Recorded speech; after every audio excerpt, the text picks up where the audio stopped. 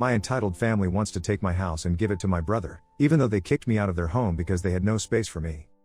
I'll warn everyone here that this is going to be very long. So long that I'm splitting it into 2 posts and including a TLDR for each. I also really don't care who believes this. It's just so crazy that I don't blame anyone who calls BS. I won't argue about it. But this happened to me. I also really don't care if anyone in my family sees this. I'm not going to sugarcoat anything. But I'm also not going to reveal any details that would clue anyone into who I am that doesn't already know me. I'm a single man in my early 30s. I've got a brother who's 29, and he's already got 4 kids now. He had his first at 22, and the second followed a year later. Then the third 2 years after that. And the fourth is the most recently born a couple months ago. His wife, my Sil, and I do not get along as she always likes to try and get a rise out of me by acting superior. Then turns into an extreme self-victimizing drama queen if I retaliated against her in any way. She can cry in an instant and can put on an extremely convincing show to get sympathy from just about anyone. My parents and brother absolutely adore her, even though they know exactly how she really is and just don't care. She's very good looking, I'll give her that. But she's so awful that I could never be attracted to her. She also refuses to get any sort of job, even though she has a college degree, and my mother willingly helps with the kids all day.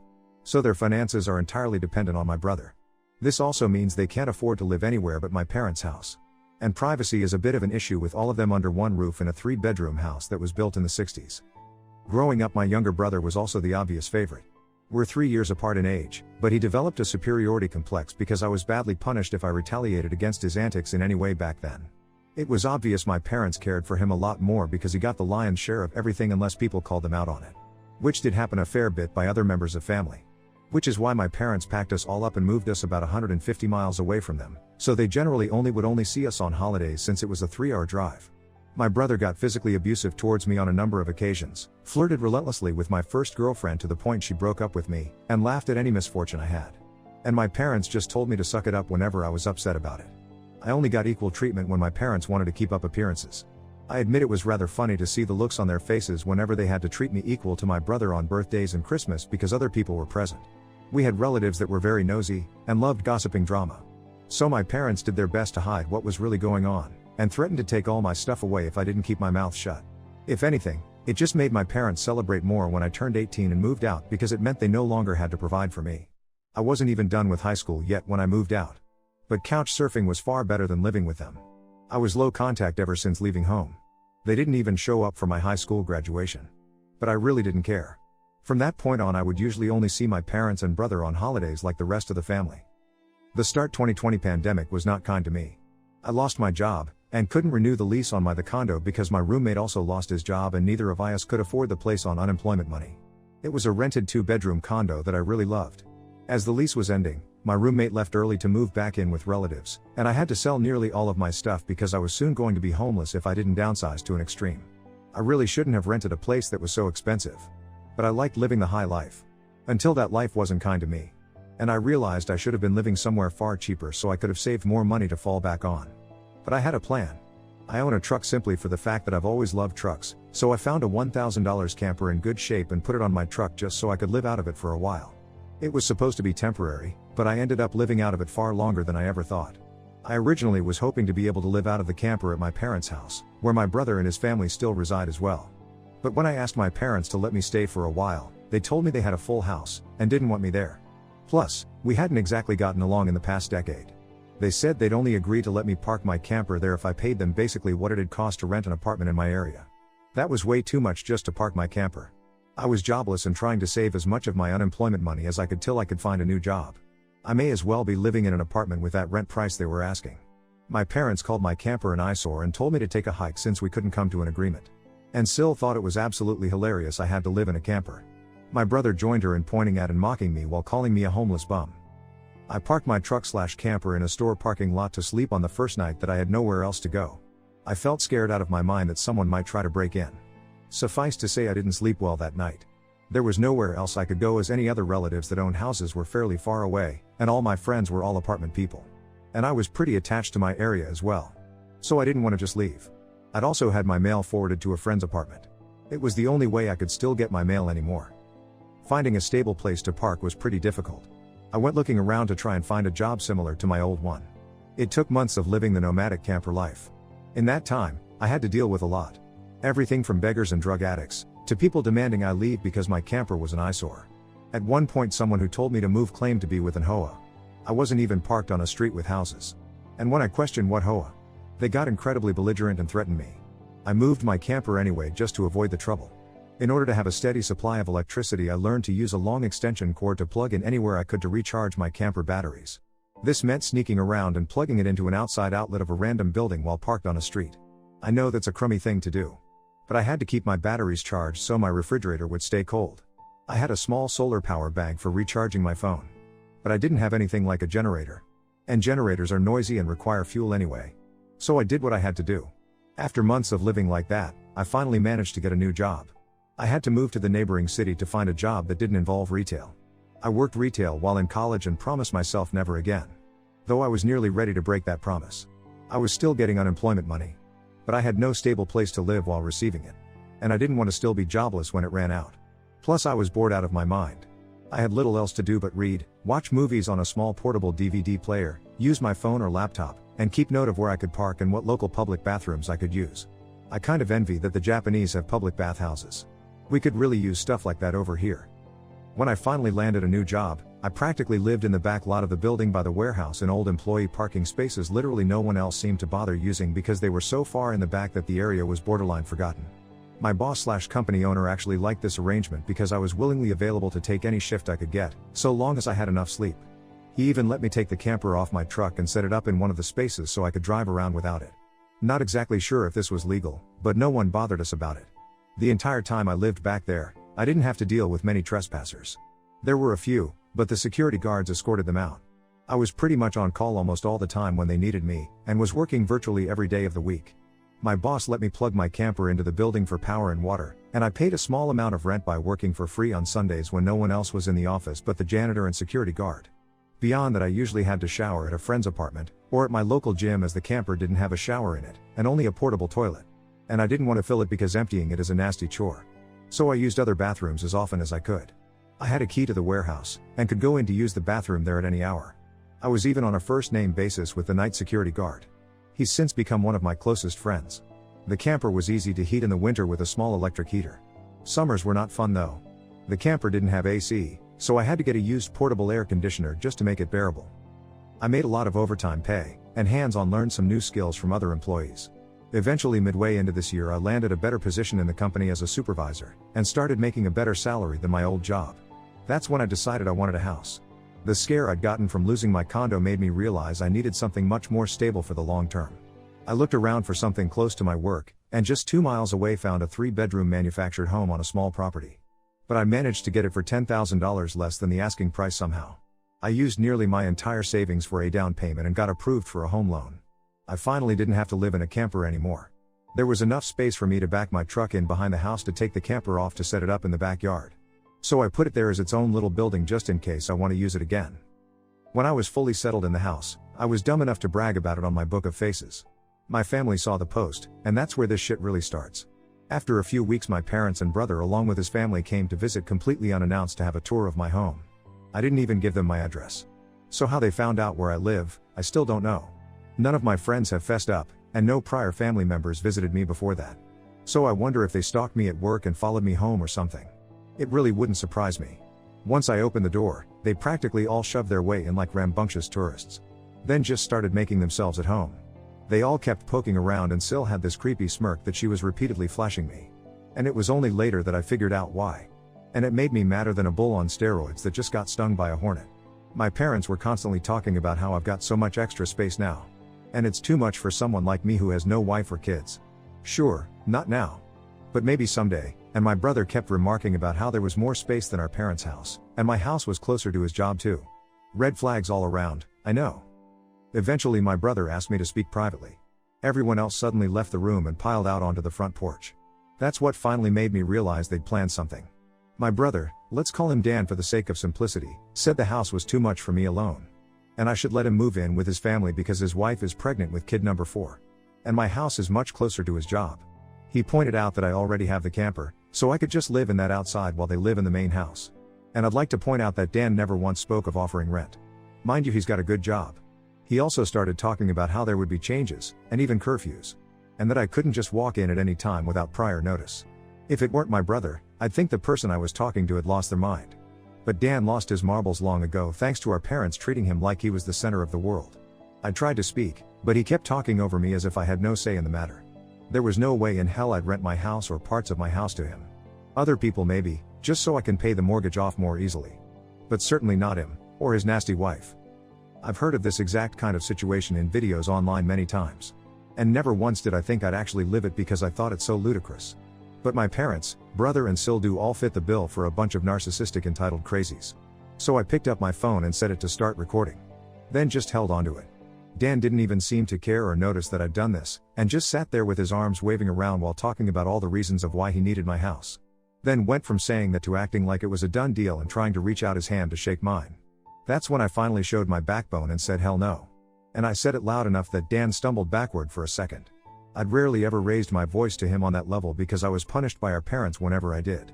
But this was my house, not theirs. My spine can be as shiny as it wants here. I stood up and then told him that my house was not up for grabs. And acting like I'll let him move in just because they want it, won't make it happen. I bought my house for me, and it's not my fault he keeps having more kids and has to keep living with our parents because he can't afford to move out. Dan got as physically close to me as he could without actually touching me and said that I didn't deserve the house, and he needed a better place for his family to live.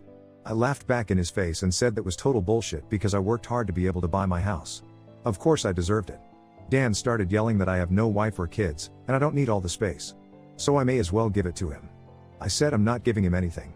And he never even offered to pay me rent. If I let him move in, I'd still be covering the entire mortgage on my own house without even being able to live in my own house. Then Dan told me that he shouldn't have to pay rent because his family comes first, and our parents said I was going to do this, and that I will. I yelled as if their word was law or something. And told Dan that they did not have the right or power to give my house to him. Then right one cue my parents and Sil barged back in through the front door and surrounded me to try and force me to agree. There was a lot of fighting. But to sum it up from this point on, I heard the line "just do it" for Dan way more times than I can remember. In the fight I told them all they don't have a say in my life or my house. And to get out before I called the cops. Sil screamed the loudest at me about how she was pregnant again, and I can't do this to her. I said I did nothing to her, she just assumed she could take from me like I would just allow it. I had no obligation to her or her family. Then I called her a stuck-up bitch who never had any respect for me. So I don't care what she thinks or how many kids she has. I have no sympathy for her. She won't be living in my house. Well, that made her angry enough to attack me. She got in one good hit on my face and tried to do more, but my brother held her back, kicking and screaming. She kept demanding he let her go so she could scratch my eyes out.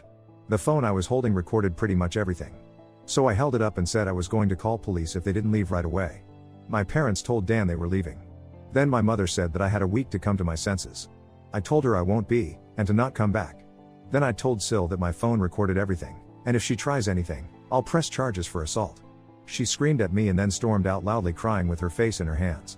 My mother was the last one out the door and said that I better do this for Dan and Sil. I responded by telling her I won't be. Update 1. As I stated in the first half of my post, many will find this unbelievable and long. Yes, I am aware there are similar sounding posts online already. I've seen a number of them now. But it's not like those posters have a monopoly on this sort of shit happening to them. If anything, I'm surprised this site hasn't been better weaponized against this sort of thing, since entitled people should be more afraid of getting outed here. But anyway, I do not blame anyone who calls bullshit. I would too if I was reading this. However, by reading this and my first post, you'll know just how messed up my parents are, as in my life they were the root of all evil that spoiled my brother into the asshole he is today. And never once have they given me a real reason for why. And I kinda fear there isn't one. Some people can't explain why they make choices like child favoritism. So it's all they can do to try and stand by the child they backed. Which is exactly what my parents tried to do. And I've practically destroyed their lives for it. Not in the legal sense, but more an emotional one. After I kicked my parents, brother and Sil out for trying to force me to hand over my new house to my brother, I immediately went to my social media and told the story to the whole family. It spread pretty fast, but you won't find it now because it all got deleted some time ago and I put my own profile on private. I posted about it because I knew that the first thing my family would do when they got home is try to twist the event to make me the villain. And I was exactly right. But I had about an hour to get started before them. And I had video evidence to back up my story about what they'd done. No, I don't plan on showing the video here. So don't ask. Being preemptive worked because I got a fair number of family members on my side right away. My parents, brother and Sil must have been all set to write their own post, but it was too late. So they didn't even bother trying to lie much. My parents, Dan and Sil, had a few flying monkeys supporting them. But not much else. Plenty of others knew how entitled they already were. So what happened was something they all quickly understood and accepted. There was one person in particular that called me. I don't know who they were. But they ranted at me that I was a horrible brother, and I needed to make way for a real family man. I just ended the call and blocked the number. This didn't repeat. The week went by, and my parents showed up with Dan at my front porch just like they said they would in their prior ultimatum. They rang my doorbell like crazy and also pounded on the door until I finally answered. I opened it just a crack, and they tried to shove their way in again. But I'd installed a couple of latch chains that prevented it, and even braced my body against the door for good measure. My father and brother demanded I let them in. But I said I was recording everything on camera, and would call the police if they tried to force their way in again. My mother calmed them down, and then in her most sickly sweet tone asked me if I was ready to let my brother move in. I told her and the rest of them to fuck off and never come back. My mother put on the crocodile tears and asked me why I can't just do this for Dan because he's my beloved brother. I laughed and then bluntly said I do not love him as a brother because he treated me like shit for years, and they only encouraged him to do so. They are terrible parents, and he is a terrible brother. Then told them to leave or I'd be calling police ASAP. They all left surprisingly easily, apart from my mother's loud crying and the others giving me dirty looks. One could say making them leave was suspiciously easy. I thought the whole mess was over. But I guess I should have taken them more seriously, because they had other stupid plans. I came home later that week on Friday evening to find a moving truck and my brother's minivan parked in my driveway. It was Dan and his family there moving stuff in. He just waved to me with a shit-eating grin when I saw him. I was furious and told him and the rest of his family to stop. But Sil smugly said to me that like it or not, they were moving in. And then in the most fake way while tilting her head and puckering her lips, she said that it was okay, because my mommy allowed it. And I should always listen to what my mommy tells me. I seethed with rage just hearing those words and looking at her smug bitchy face. So locked myself in my truck to call the cops right away. When they realized what I was doing, Sil started pounding on my window and yelling at me to stop. And that I can't do this to her because she and Dan need the house. And she cried, "Why can't you just do this for Dan?" I responded with, "Fuck Dan. It's my damn house. Not his." Then she threatened to key the side of my truck unless I stopped calling the police. All of which the 911 operator heard, thanks to the window being slightly open. I told Sil if she damaged my truck, I'd sue her. And she was smart enough to retreat. When the police arrived, Dan and Sil along with their kids had locked themselves in my house. I told cops what had happened, as well as showing them my new driver's license that had my current address on it. Then when we went to my front door, I saw that they'd changed the lock. And the old lock was laying on the porch with the center of it drilled out, and the drill they used was laying right next to it, with a complete Harbor Freight drill bit set. Could they have been any more stupid leaving evidence out like that? I pointed out the broken lock and drill, then gave the police a rundown on all the events that happened prior. Well, I guess Dan called our parents over at some point after I arrived home. Because they showed up while I was talking to the cops. My parents immediately lied and started saying that I'd agreed to rent my house to my brother and his family. I said that was an easily provable lie one way or another. So Dan and Sil finally came out of my house with some papers in hand. They both looked super smug, like they'd somehow outsmarted me. They'd actually drawn up and printed out a fake rental agreement. But my signature was not on it. There was one, but it looked nothing like my handwriting. I don't think any of them have ever actually seen my signature. So that was incredibly stupid on their part. I told my parents and Dan that was stupidly blatant fraud. And if the cops investigated, they'd easily figure that out. And I don't think going to jail and court would do them any good. It could even make Dan lose his job. Which is his only means of providing for his family. I also said I would get a lawyer and sue for damages if anything of mine was lost, stolen or broken. And I'd call CPS too for good measure. Dan went white and looked really scared when I said all that, but my mother got between us and doubled down about how I should just do this for Dan, and live in the damn camper so they can finally have a family home to themselves. I yelled at her that if she thought it was such a good idea, she could do it for Dan herself and let Dan have her house to himself instead. The cops separated my mother from me and I said I wanted them all out right now, or I'll press charges. I stated in a shout about how they drilled out my front door lock to break in. The lease papers were obvious fakes, they badly forged my signature, and I have recorded video of Sil attacking me. Those are felonies I could fuck over their lives with if I wanted. And if they didn't leave, that's exactly what I'd do. The only reason I hadn't already was for the sake of Dan's kids. So they have one chance to get the fuck out. The moment my parents heard that, I think it finally clicked that they could not force me to do it for Dan. My mother surrendered and said she'd put an end to this. Then she went over to Sil and spoke with her quietly for a minute while my father spoke to Dan. Sil instantly started loudly crying and ripping up the fake rental papers into tiny bits and tossing them like confetti, only to have an officer tell them to pick up the bits of paper or he'd cite them for littering. Both of the cops at this point had the "I don't get paid enough for this" looks on their faces. Dan had to start telling his kids to load their stuff back into the moving truck. The kids were all crying, and the eldest was sobbing that he won't get his own room now. Sil and Dan gather their kids up to try and make one last pathetic attempt to guilt me with the sad family routine. You know, where they all gather together in a sort of group hug while all facing one direction. I swear, I think they'd practiced it beforehand. All of the kids had the same pleading look with quivering mouths. Sil kept rubbing her pregnant belly and tilting her head to look like a sad puppy, and my brother just made the saddest face he possibly could and said, "Please don't do this. We need to be able to live here." But I didn't falter and told them to keep packing. All the kids and Sil turned the crying up to 11, and Dan yelled at me, "Are you satisfied with yourself? You've denied us a home because you're too selfish to share and help out family." I ended up laughing like a maniac and retorting that what he was trying to do was taking, not sharing. And no amount of crying will make me let his family move in because he's no brother of mine anymore.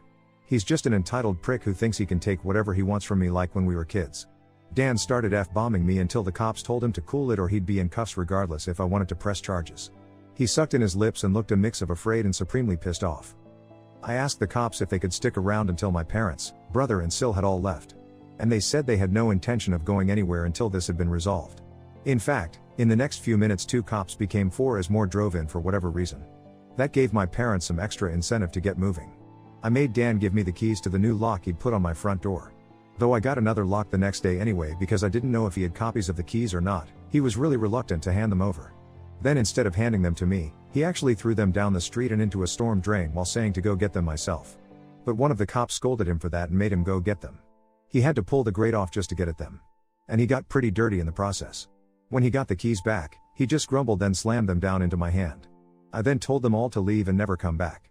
My mother said I'd be disowned for this, as if that were some kind of threat to me. And I voiced that to them. Then in an overly sarcastically I said something along the lines of, "Oh no. That means I won't get to come to any holidays with you guys where I always get treated like shit by you all anyway. Because Dan has always been your obvious favorite. You treated all me so badly when I was growing up that if Dan ever needs an organ donor, I wouldn't give him anything. So do like you always told me to do when I was mistreated by all of you, and suck it up." My parents were floored after I said all of that. And the quartet of cops were looking pretty judgmental at them as well. I tell you, if you want to put nasty parents like mine on the spot, confront them in front of cops. Because they'll likely not try anything really stupid then. My mother just started crying and walking away. My father just stood there looking like he wanted to hit me. And Dan just held his kids in defeat. Oh, and Sil was off having a tantrum in my front lawn.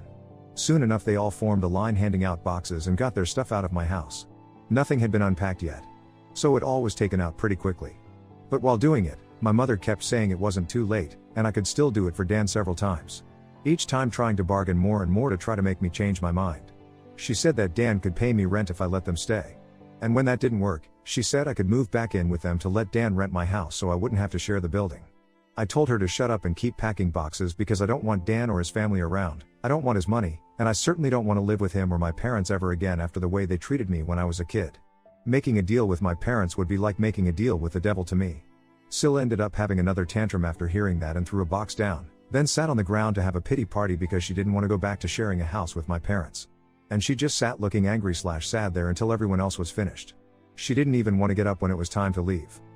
They finally got everything out of the house and into the truck. So before they left, I laid into my parents one last time about all of the shit they put me through growing up. And with 4 cops being right there, they couldn't do much other than stand there and take it for once. I called them out on so many things that happened. And even pointed out how they couldn't just do something nice for me. Like letting me stay over with my camper when I was homeless and trying to get back on my feet. How they let Dan and Sil ridicule me and call me a bum. Well, who's the bum now?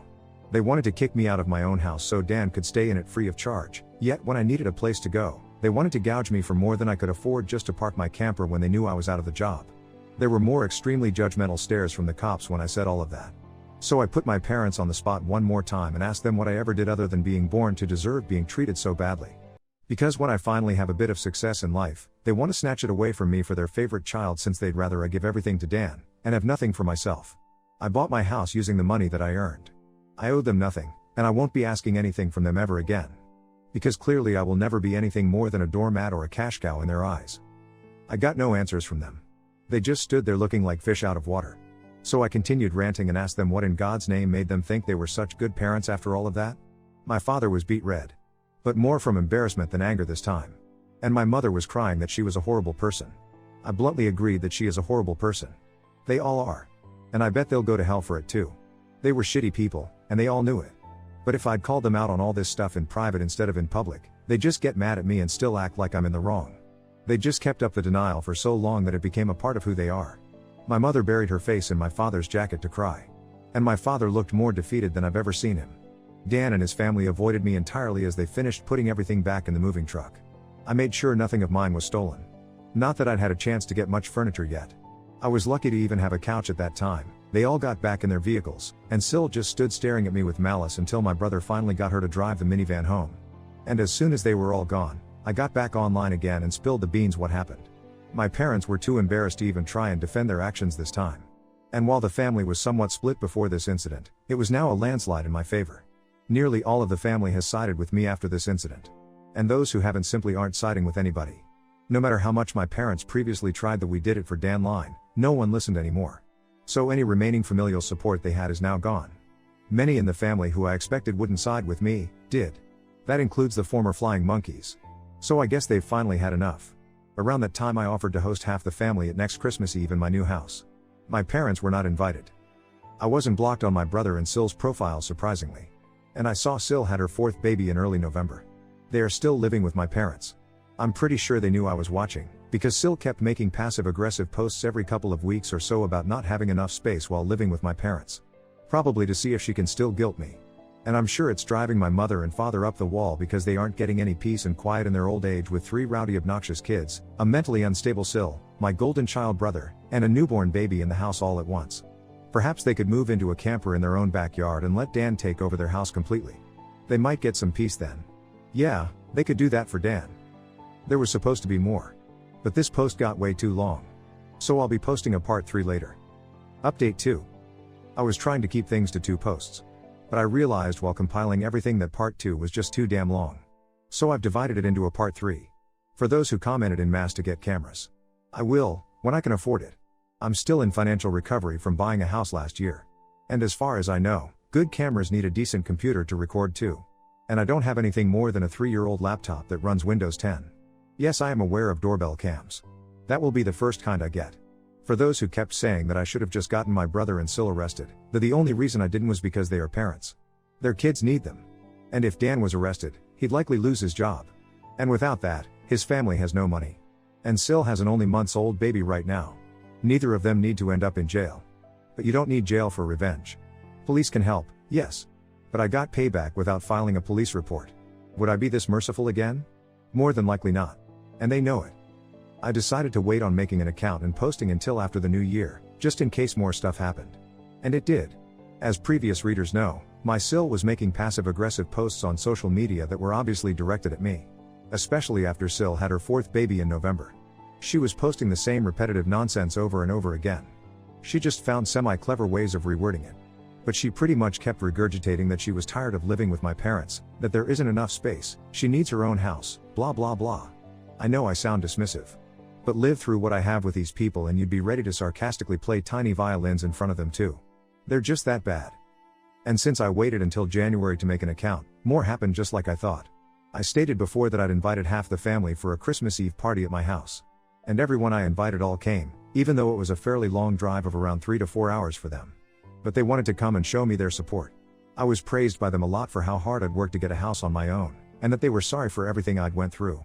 I was asked why I didn't just take my camper and drive the 3 hours back to them, instead of living pretty much homeless for so long. And I had to sheepishly admit that I was very attached to living around here, and I had my best employment opportunities in this area. My hometown doesn't have a lot of great job opportunities in my field, if any at all. And I wanted to make my own way as much as I could. An answer they overall accepted. We moved on to having a rather nice party. The best I'd been in years.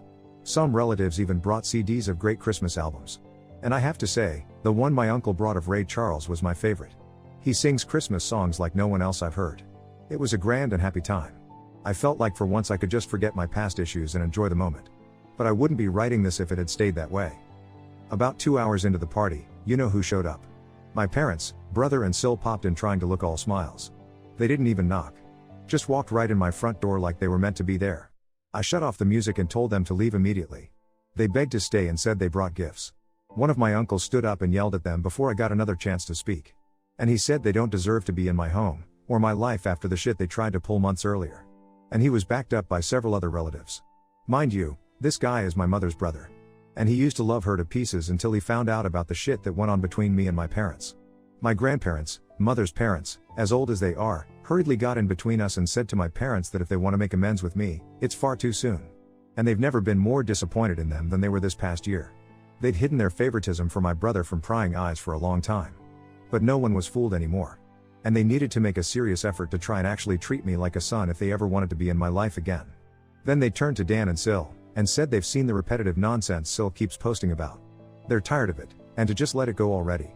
My house will not become their new home. Sil went back to her old standard of crying, and had a pity party about how she should be the one living here, and not me. She plopped down in a chair to have a tantrum and say it wasn't fair I got this house to myself when I have no family of my own, and she has 4 kids that need more space. And she just wanted a better place to live in and feel like a real mom. It was petty of me, but I loudly pointed out that she sucks as a mother because she lets my mother do most of the parenting while she sits on her butt all day drinking, playing on her phone, or going out and spending all of Dan's money. And she has the nerve to complain about it. I even joke that I'm surprised her baby doesn't get drunk from her breast milk since she drinks so much booze. Which I admit went a bit too far as I got some stares. And Sil demanded to know if I was calling her a bad mom. I said the evidence speaks for itself. And if she wanted to be able to afford to move out of my parents' house someday, then she needs to put her college degree to some use, get a job, and learn to save money. My mother already does most of the child care for my brother's kids anyway. So she'd have plenty of time after her baby gets a little older. My brother's eldest kid, who's 7 years old, ran up to start kicking and screaming at me for yelling at his mom. And he kept at me about how his mom said that I was the bad guy who made her cry and didn't let them live here. That's when my brother grabbed his son to pull him away. But all the other relatives jumped back in, and this sort of turned into a family intervention against my Sil and brother. She was crying, her new baby was crying, her kids were crying. Hell, even Dan was very nearly in tears from the verbal lashing he was being assaulted with. He ended up just sitting on the ottoman I keep shoes in by the front door and looking like a complete wreck. He couldn't look anyone in the eye, he couldn't even say 2 words to me. Not with a whole house filled with angry people ready to judge him if he tried to let out his inner golden child again. If they weren't there to get in his way, I'd bet this would have ended up a repeat of when he tried to order me around to try and take my house months earlier. By this point, though, he'd been so thoroughly humiliated that his and my parents' reputation in the family was completely destroyed because the masks were all off now. Soon after, my parents, brother and Sil all left in defeat. The party resumed and we all avoided speaking of what just happened for the rest of the evening. Since most of the adults had been drinking, everyone stayed the night in my house. I even let some of them sleep in the camper so there'd be enough space. I admit, it also makes a good guest house. My relatives all wanted a tour of it earlier as well. And they said they couldn't believe I'd been living in it for around 2 years. I got a lot of questions about it. Like what summer and winter was like, and so on. I was up earlier than everyone else Christmas morning, and had a fresh pot of coffee and some ibuprofen for those spiked eggnog hangovers a few of them had. I was complimented on being a way nicer host than my parents ever were, and we all agreed to do this again next Christmas. After Christmas, Sil did finally stop making posts that were obvious digs at me, and deleted all of the old ones as well. But shortly after the new year, she more recently made a new post complaining about how she'd tried to convince my parents to get a camper like I did, so it could be set it up in the backyard so Dan and his family could use the whole house as their family home. Well, a taste of one's own medicine is never fun. Because my parents turned that idea down, vehemently I hear. No one is going to push them out of their own home, let alone their master bedroom. The post was only up for a couple of days before Sil removed it. And she has hardly posted anything since then. She loves to complain. But if a tree falls and no one is around to hear it, can it still complain? Sil, I guess, has realized there's no point in doing it when no one hears her anymore. And Dan can't afford to move his family out on his salary alone anytime soon. If they end up expecting another child in the next few years, I won't be surprised. Things mellowed down for me since then. And I've even invited friends over for a poker night. I suck at poker because I can never remember a damn thing about it. But so what? We get to drink beer and eat junk food while being merry idiots. We all loaded up on Whoppers from Burger King and just had it at the best way 4 grown men can when they just want to have a good unadulterated time and get pissed drunk. I think maybe around summer I'll look into possibly dating someone. I'm not exactly getting younger here. Fingers crossed that goes well. My camper just sits idle in my yard now. And I admit, there were some days I went out there just to spend time in it. I did live in it for 2 years. It's like my second home. And maybe one day I'll actually get to use it for camping, like it was meant to be. I've never been camping. My parents considered it a waste of time. So it'd be a completely new experience for me. This pretty much marks the end of what happened. My parents, brother and Sil have all been staying very clear of me. In fact, they seem to have gone back to acting like I don't exist, like they did before I bought a house. Not like that bothers me at all. It's better that way. But they'll inevitably come back in some way. I know they will. I just wonder what kind of stupid thing they'll do next. If anything notable like all this ever happens again, I'll make another post if this account is still active. Update 3. This will not surprise some people who commented on my previous posts, because my parents did some of the exact things they said they would. Which was wanting either my money, or my signature. I did expect the classic lines of narcissists saying that I owed them, or give me some kind of socialist BS of sharing the wealth. But that was just my imagination running wild. The ensuing situation was somewhat similar to that. But much more tame, I guess you could say. They seemed to know not to push me too far now. And were mostly aiming for pity. It began when my parents recently got in touch with me through social media, and asked for a meeting in a public place of my choosing. It just screamed trap. But I wasn't afraid. In fact, I was amused. They know I'm not to be fucked with anymore. So I could only wonder what they wanted this time. I picked a local restaurant that may have a name of an olive and a garden in it, and we met up there. Dan was with them. But he kept his mouth shut, most of the time. We had awkward greetings, ordered some drinks, and then cut to the chase. My parents begged me to help Dan get his own apartment so he could finally move out. Apparently, Dan's credit isn't so great. Gee, I wonder why? Could it be his wife regularly spends him into a hole? Well, they asked that I help by either supplying some capital, or by co-signing for the apartment and helping to pay the rent for it. I simply said no to both. That's when Dan spoke up in anger and yelled at me that I have so much, and I don't have a family to support like he does. He needed my help, and I should be sparing the money for his family since I don't have one myself. I laughed and asked where they were when I needed their help. That's right. They were pointing and laughing at me for being homeless. Or should we go further back to my childhood? I'd love to delve into that with plenty of ears to listen and around us. My mother grabbed my hand and begged me not to speak of any of it. My father and Dan both just looked away and said nothing. Pretty sure they wanted to say something like they used to at me, but held their tongues. I asked them if they thought I was rich or something.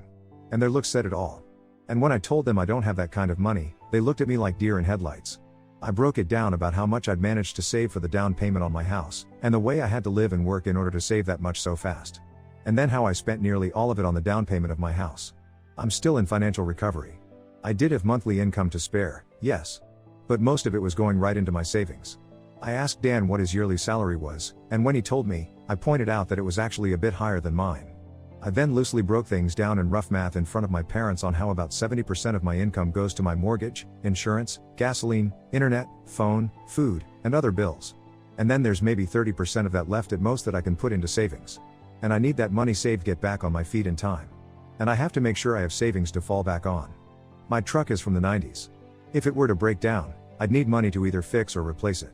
And there's other things one would need a rainy day fund for, like home repairs, doctors, taxes, lawyers, or anything in general you'd need quick cash for when it's a sudden unexpected expense. So, as you can see, I just can't spare money for Dan.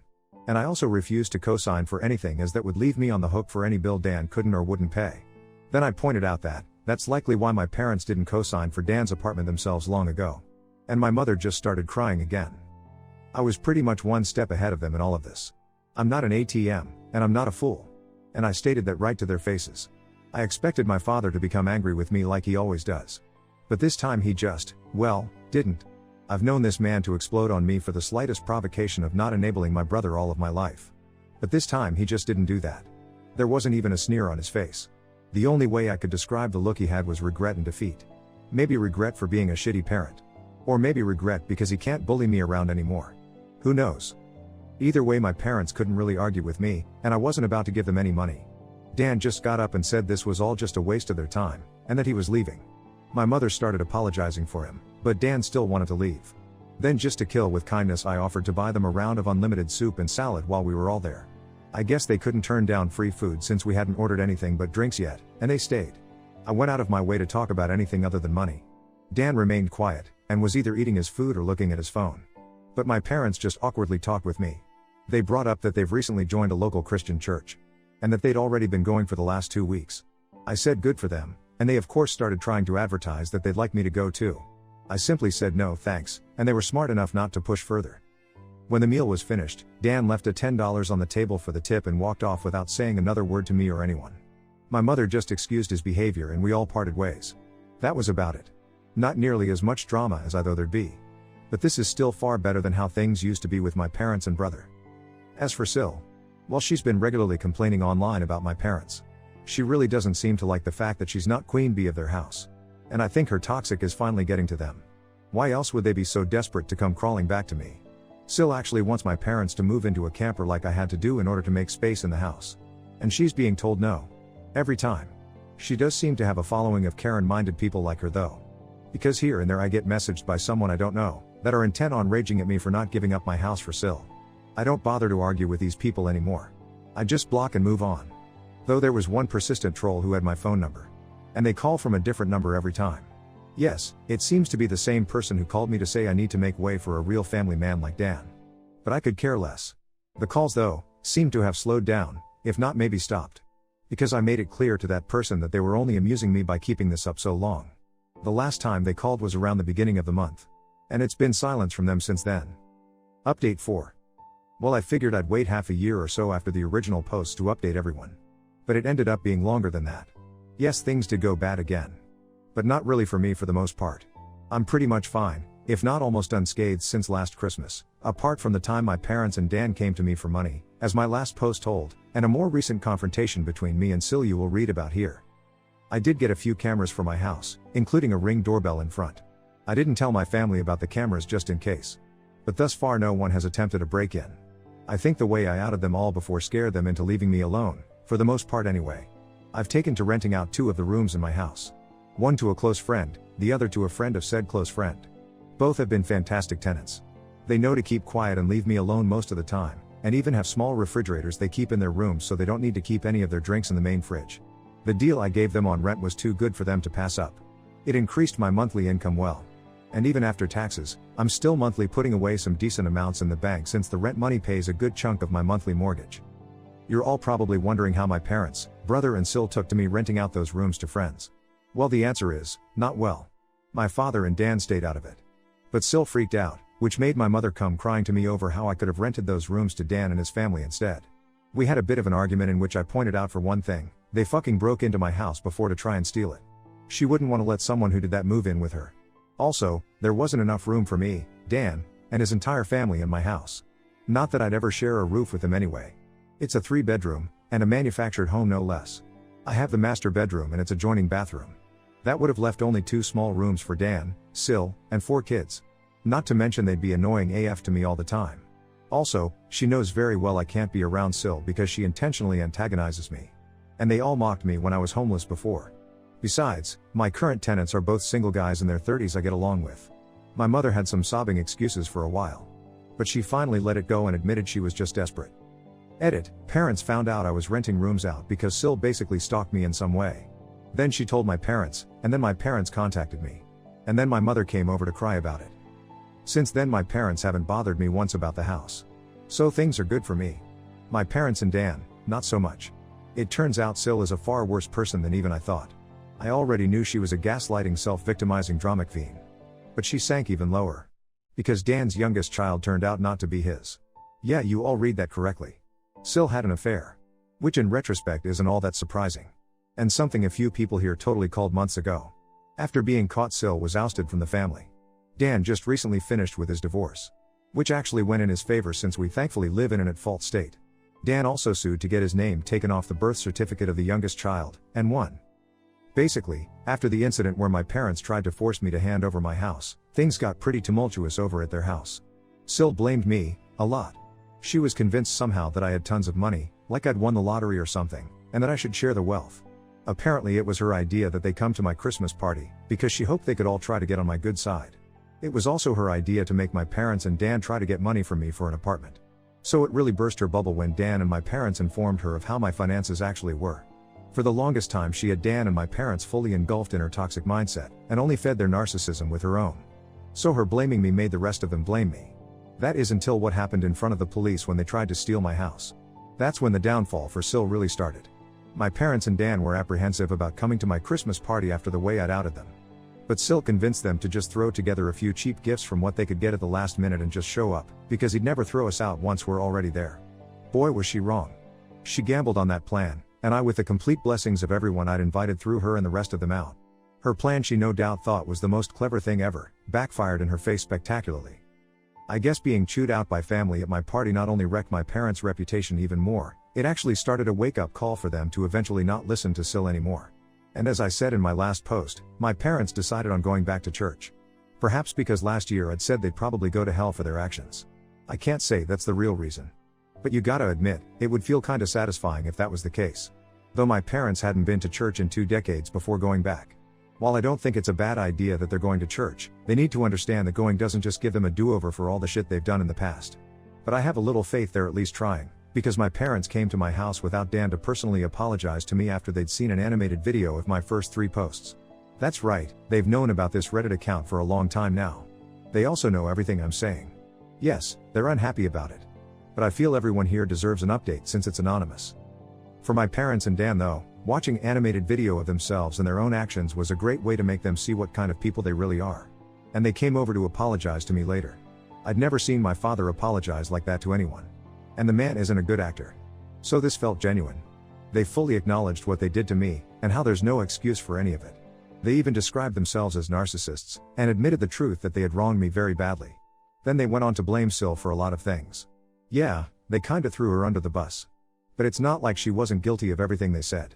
My parents have been getting counseling for a while now too, and did offer group family counseling. But I declined as I'm not ready for that anytime soon. Dan himself didn't apologize to me for some time. But he looked extremely remorseful anytime the past was brought up. Meanwhile, Dan and Sil's marriage absolutely fell apart. It wasn't a crumble, it was a cascade. Without me as the scompe goat/black sheep/ATM, that they couldn't mock or try to get money from anymore, and after the public humiliation of social media, my Reddit posts, and the animated online video, Sil finally let out enough of her toxic on Dan and my parents for them to realize she's not the person they thought she was. Their denial had been strong. But Sil's entitlement was stronger. I've had many a thought of lightsabers clashing over this drama. Sil clad like a bimbo Sith with a lightsaber that looks like a giant lipstick, or something like that. I imagine there's a wealth of puns and jokes to be had there. But I really didn't bother to think much more detail about it. But as you can imagine, things only got worse because Sil kept looking for other ways to get what she wanted. She kept bringing up ads for used campers and RVs to try and get my parents to buy one to live out of, so they could have the main house. And she kept doing this no matter how many times they told her to stop. She even tried to say my parents should just buy an RV and have a life on the road, like normal old people do. That was stupid, even for Sil. The opposite was suggested by my parents, that Dan and Sil buy a camper themselves to live out of it instead. Sil basically said she shouldn't have to do that since she's the mom. She pretty much lorded the fact that she thought she had total parental authority over everyone's heads because the kids in the house were all hers. And when Sil didn't get her way, she actually took her baby and left the house to disappear for several days. They knew she was fine because her phone was still working, and she was responding texts with short but passive-aggressive answers. And when she came back, she was only more embittered because nobody caved to her demands while she was away. Sil also refused to go to church. But Dan went with our parents and took his kids along as well, save for the youngest since Sil refused to let him take the baby anywhere. Personally, I don't go to church. I believe in God and all that stuff. But I just don't like church. Besides, it never did me any good growing up. Update 5. Part 2. Just so everyone understands, a lot of this information came from Dan and my parents. So I'm just telling what I know. Shit really hit the fan when Dan suddenly called out his wife as a cheater March. This shocked us all, because we thought he was a complete pushover to her. But no, he's not. At least not anymore. You all know how he treated me when I was on his bad side. Well, his wife wasn't spared that ire at all. He started putting pieces together about her deceit after finally pulling his head out of his ass, and secretly got DNA tests for all his kids. 3 of the kids are his. But the youngest one, the baby, was not. For the record, Dan and I both have pretty dark straight hair that's almost black. Same with our parents. Sil's hair is straight and pretty dark too. But the baby's hair is lighter and a bit curly. At first Dan just thought it was because of the baby's age. Sil kept playing it off, and said that it would darken in time. But the baby's hair never got darker. I guess that was Dan's biggest clue. He confronted his wife with the DNA results in front of our parents. And she broke down sobbing that it was a mistake. Sil pulled out all the Darvo stops of denying, trickle-truthing and gaslighting. But Dan had none of it, and actually had done more to find out about her affair than I would have ever thought. I knew he was smart. He just let himself be dumb. He had detailed proof of her cheating with phone records, texts he got off her phone, bank records, and the DNA test. He even identified the man she's cheating with, who is likely the father since he has much lighter colored curly hair. The evidence against her was crystal clear, and Dan said she was so bad at hiding her affair, he didn't even have a hard time figuring any of it out once he started looking. My parents demanded that Sil leave their house immediately. That's when she went psycho on them all. First in just yelling. But she quickly got physical. Police had to be called by my mother. And yeah, Sil was arrested. She scratched up Dan and my father quite a bit with her long fake nails, and even harmed her eldest kid in the crossfire by hitting him hard enough to have a black eye and nosebleed when he tried to intervene. Dan was smart enough to have his phone recording nearby when he confronted her. So the police had all they needed to arrest her for assault. Syl's parents had to drive over to bail her out. Then they came back for the baby, Syl's stuff, and her car as well. A couple days after Syl got bailed out, she showed up at my house because I was apparently next on her shit list. As soon as I opened the door, she went on a delusional rant where she called me out about posting on Reddit. Then said I was the entitled bane of her existence. I'm not sure, but I think she might have been high on something, because this felt extra crazy for her, and her eyes didn't look right. She claimed mothers with young children are the most sacred thing in the world. Then went on yelling that giving up my house shouldn't have been too much to ask for. Because supporting the family was the least I could have done. And if I had, then her family would still be together. When I tried to talk while she was spewing all that out, she actually attempted to shove me and cover my mouth. She even had her hand poised like she was ready to scratch me. Well, that went about as well with me as you can expect. I'm not exactly one to be threatened, and told her I'd call police if she didn't take her hands off me right that moment. I also told her I'd got all it on my doorbell camera. She started panicking the moment she heard camera. Then I ended up verbally savaging her to the point she was backing off my porch. I told her she had some gall to call me entitled when she's exactly that. She didn't work for anything she had anymore, cheated on her husband and got pregnant from her affair partner, made my mother do most of the parenting for her children, spent Dan's money till they were in a financial hole, and acted entitled to my home to the point of trying to steal it. I called her entitled X1000, and that she's a greedy bitch who is blinded by narcissism. Then I told her to stop blaming me for her own actions and to never show up at my house again. Being told all that was pretty much all Syl needed to hear before jumping back into her car, then peeled out and sped off. This was finally the straw that broke the camel's back for me. Now that she was separated from Dan, I ended up finally going to the police and filing a report on her for harassment and the assault she'd done on me last year, and her putting her hands on me at my front porch only added to it. The police have it all on record now. And I gave copies of the video to Dan for his divorce lawyer. And yes, I did file for a restraining order against Syl. It was easily granted because it was obvious the woman is unhinged. She's not made a social media post about me since that I could see. But that's just because she put her profile on private. I hope her blame ship against me has long since sailed. Either way, she's left me alone. Syl was still with her affair partner during the divorce. At the time, I had no real idea of what kind of man he is. But any person who monkeys with someone else's spouse and even has a child with them, really doesn't have a lot of morals to begin with. Once the divorce was underway, Syl admitted that Dan just wasn't man enough for her anymore because he couldn't afford to give her the lifestyle she wanted. She actually believed herself to be on the level of a trophy wife, and that she deserves to be with someone wealthy. Dan said he pulled me and maniacally laughed at her. He said she was nowhere near hot enough to be a trophy wife, along with mentioning any other faults she had. Syl ended up humiliated by this, and ran off like a child. Due to having to live with her parents, Syl was forced to work in their family business because Dan wasn't giving her access to his bank accounts anymore. She'd already maxed out all the credit cards he previously gave her. And she griped about having to work for her parents despite having a college degree. But I think they were the only ones who'd employ her anyway since she's got a criminal record and a decade-long gap in her resume. I've heard from Dan that her parents were severely disappointed in her as well. But that was just a rumor. They could be just as bad as her for all I know. Either way, the shit show of a divorce really took off once it got going. Syl didn't walk away with much from it. Especially because she had an affair, physically hurt her husband and eldest child, and it's an at-fault state, like I mentioned earlier. So she kissed any chance of getting her way goodbye. I'll go into detail about it in the final post. Update 6. Part 3. This is what I know of the divorce from my brother Dan. Dan's lawyer pulled some strings to get the divorce started as fast as possible. But it cost him. I don't know the more specific details, or how much it all cost. They never told me. Syl, on the other hand, was financially backed into a corner very badly. And you know what can happen when you corner an animal. She fought back. But the law was not on her side, nor was her dwindling finances. Syl's parents had to pay for a lawyer for her. And not a very good one either. Also, she actually brought her affair partner to the divorce court to testify on her behalf. This guy was a real piece of work. He had a bronze tongue and a charming smile he tried to use to his advantage. He claimed Syl had been wronged by an incompetent husband, which is why she sought the arms of another man. He claimed he was ready to take responsibility for his child he had fathered with Syl. But that Syl would still be needing the alimony for helping support herself and care for said child. He remarked that because Dan at the time was still on the birth certificate, alimony should be one of his obligations. Dan said this guy used big words and a charming smile, but seemed an extra special kind of stupid. And coming from Dan, that's saying something. The judge was also not swayed in the slightest, and told the bronze-tongued lout that he was a hypocrite for saying he was ready to take responsibility for his own child, while also holding his hand out for money from the man whose marriage he'd helped ruin. That shut him up. Dan was prepared to sue his wife's affair partner for alienation of affection too. However, that fell through. I guess it would have been on Dan to prove how much she loved him before the affair started. But after her mask came off and we saw the real her, we're not sure if she ever really loved him at all, or if she just loved having a meal ticket. Someone here pointed out Sil probably kept popping out kids to avoid getting a job. And you may have been right. Either way, Sil tried dragging out the divorce. But Dan's lawyer and the judge kept that from happening much.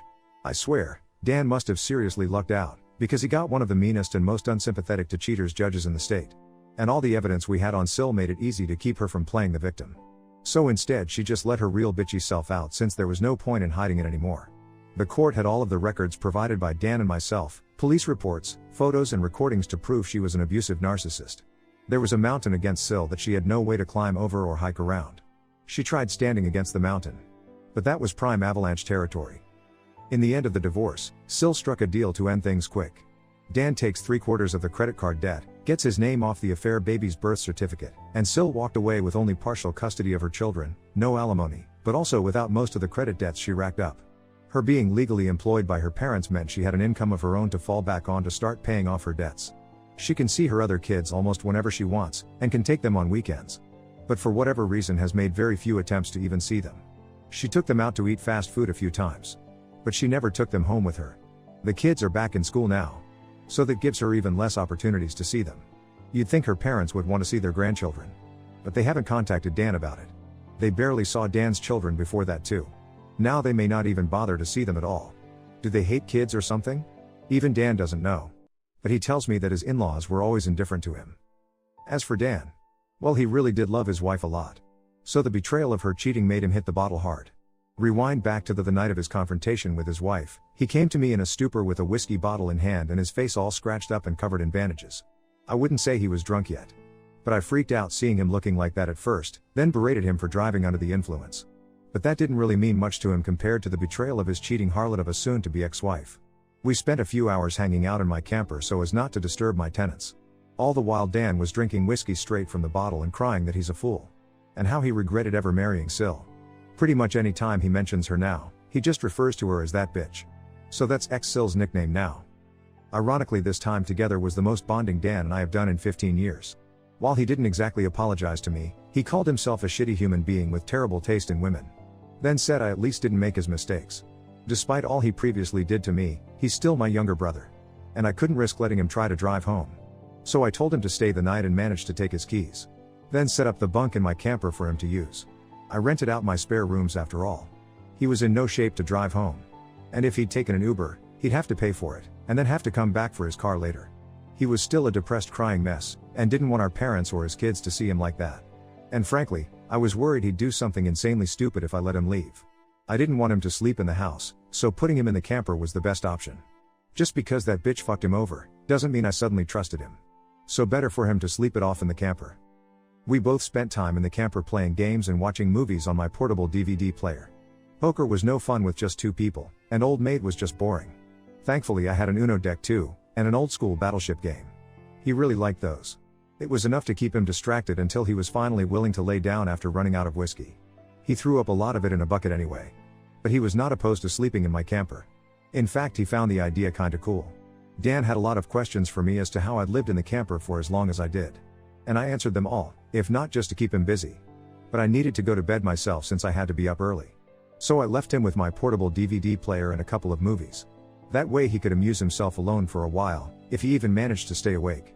Before leaving for work in the morning, I popped in while Dan was passed out in the bunk and left a bottle of ibuprofen and an energy drink on the counter of the camper's kitchenette, along with his car keys and a letter explaining to leave through the backyard gate. He saw himself out without trouble around 1:30 p.m. About a month after ex-Sil, aka that bitch, was kicked out, Dan came to me asking to borrow my camper. I guess he found it more comfortable than I'd thought when he slept in it. And he fully admitted he didn't ask sooner out of pride.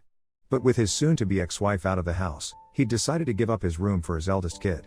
He's got 2 girls and a boy, with the boy being the eldest, and now 8 years old. The kids were all forced to share a room until that point. They just had curtains up for the boy's half of the room. But the boy often slept on the couch to avoid his sisters. I know the poor kid was really desperate for his own room. So I guess Dan decided to finally make a better decision as a dad, and came to see me in order to beg to borrow my camper so his son could have his room. If he could have afforded it, he'd have bought his own camper, instead of relying on me. And even said as much. I hadn't even gotten the chance to use the camper for actual camping yet. But I caved and let him use it since it was actually for a good cause. And he promised to buy his own in time anyway. No, I didn't ask for rent money for the camper. Dan is in enough of a financial hole as it is right now. Ex-Sil and the divorce drained him. And I've learned that I get far better results with family lately by not being spiteful. I loaded my camper up and put it down in my parents' backyard. And my father put in a 30 amp breaker so it'll have enough power for Dan to run heat and AC when he needs it. I do miss the camper.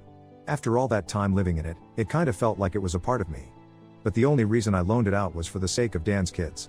Pretty much the only reason I still do anything for my parents or Dan is for the sake of those kids, as I've bonded with them. And yes, I know I may not get the camper back for quite some time. And likely not in the kind of condition I lent it out in. But I've warned Dan and my parents that they will be financially responsible for any damage they do to the camper, as well as its upkeep for as long as they have it. I also took many timestamped pictures and video of the camper inside and outside before lending it out. So I can prove its condition before it left. Dan even recorded a video with me agreeing to my terms. So that's as good as a contract. With the financial drain of the divorce, Dan's not gonna be able to get a place of his own for years, I'll bet. Though he seems to have no complaints about living in the camper at least. But I don't know if he actually likes it, or if he's just putting up a front. But I can guess it reminds him of the backyard forts we had as kids, since that's how it felt with me sometimes. Either way, he's living in it now. I did get some major props from the extended family for letting him borrow it too. I'm now referred to by a lot of them as the good brother Dan doesn't deserve. Either way, I think getting rid of Sil was a great first step in mending the family as a whole. I still have little care for my brother and parents after the way they treated me all my life.